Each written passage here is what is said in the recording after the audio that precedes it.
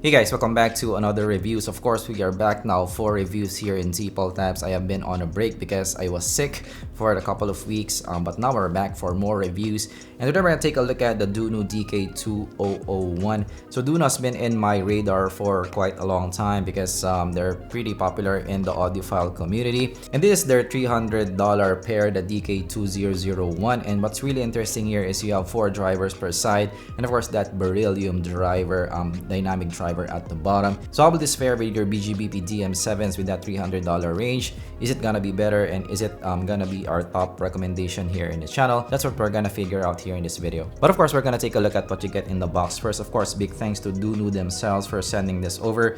Links down below for their shop. Of course, you get Beryllium 4 driver, hybrid driver here in the side, Knowles drivers here also with your BAs, and you have 5 to 40k frequency range, 13 ohm impedance. Of course, we're gonna unbox it with our trusty unboxing knife.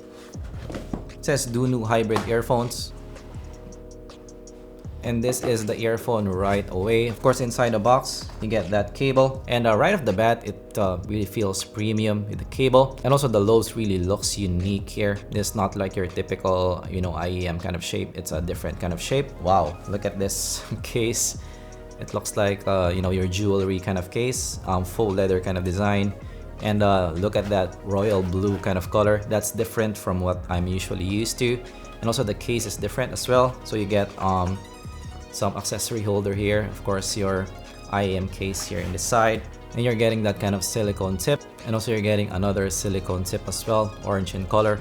You're also getting a cleaner and also an adapter as well. And of course, you get that MMCX connector, and also the top you get an L plug, which is nice to see, and it's also a removable top, which is something that I'm not usually seeing in your Chi-Fi. And of course, you get pre-4 earrings as well. Cable white is okay. The silver plated copper cable.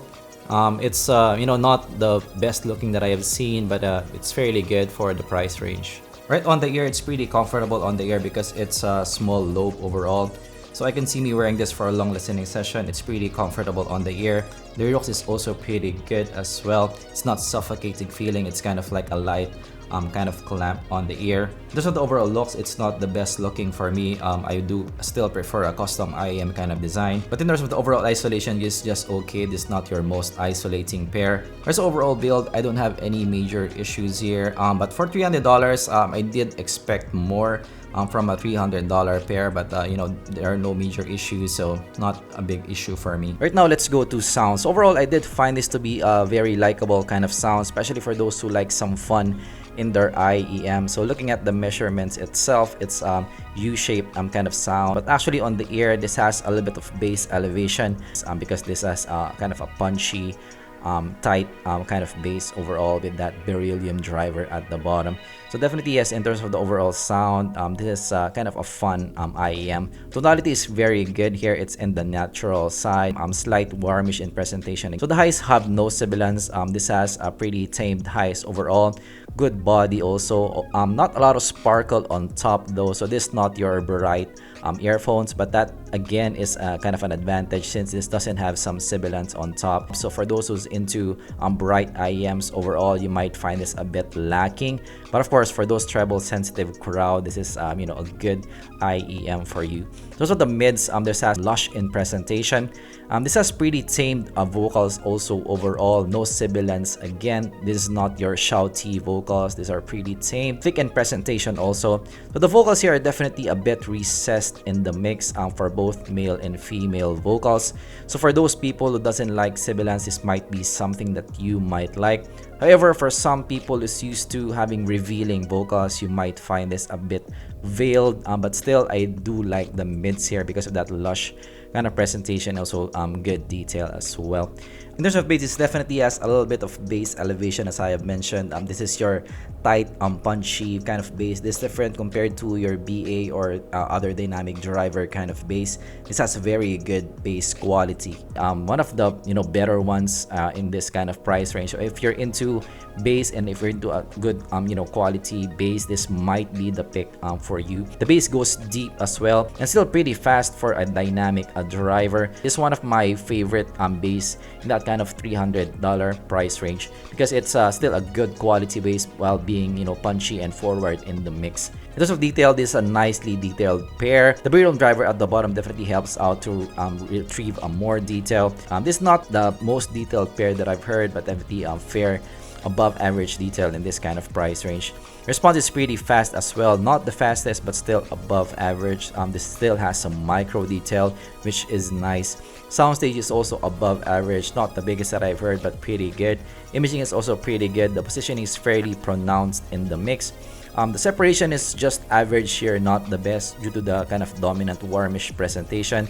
This is not the best separation that I have heard. So compared to the RTO RK01, so the signature is pretty similar.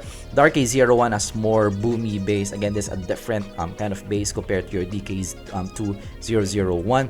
The RK01 is more musical sounding, more lively sounding. So the DK2001 in comparison is more detailed, more punchy and tighter kind of bass as well. And the DK2001 is a little bit more relaxed compared to your RK01. So frankly, for me, if I'm gonna choose, they're fairly close, but I would go with the DK2001 on this. Tighter bass overall and also more micro detail in the DK2001.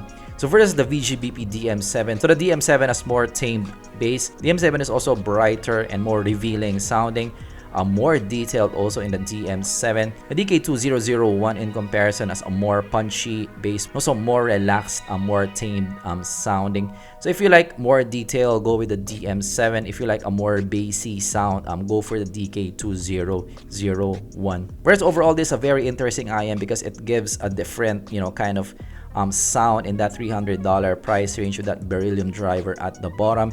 It still delivers, you know, good bass. So this is definitely the strength of the DK2001.